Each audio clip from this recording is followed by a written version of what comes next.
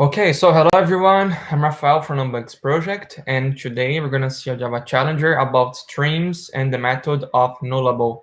Okay, so on this challenger we have the podio called soprano, and we have a list of guns, and we have a simple constructor here, and also we have a stream of nullable, and then we are passing a null object, and we are using the filter method asking if the first element of the array is equals to null, and then we are printing the size of the array. And that's it for this challenge. I'm gonna give you some time, and then feel free to reach out with the answer when you're ready. Are you ready to see the answer? Yes. Okay, so I'm gonna run here.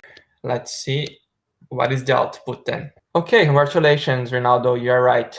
Yeah. It prints nothing because on this method of nullable there is a special treatment for avoiding null pointer exception. So I'm going to explain why here more deeply, and then just to make it clear. Okay, so firstly here we are just assigning null to this soprano object, and then we are using this method of nullable from the string interface. So on this of nullable method, you can see that if the type is null, a string that is empty is going to be returned.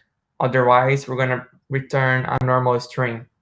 So when we return the empty string, we avoid null pointer exception. So in that case, we are just not having null pointer exception because we are using of nullable method. And in case that the object passed here is null, the pipeline won't even be continued. So what's going to happen here is that the string pipeline is going to stop here. But on the other hand, if we use just the method of, then the result would be null pointer exception.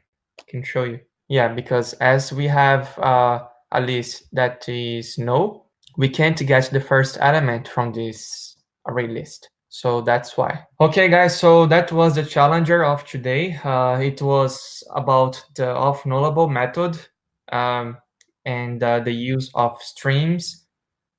So you could see that this method is pretty handy when you want to be safe when using streams, when possibly are using a null object. It's very handy to use the nullable method.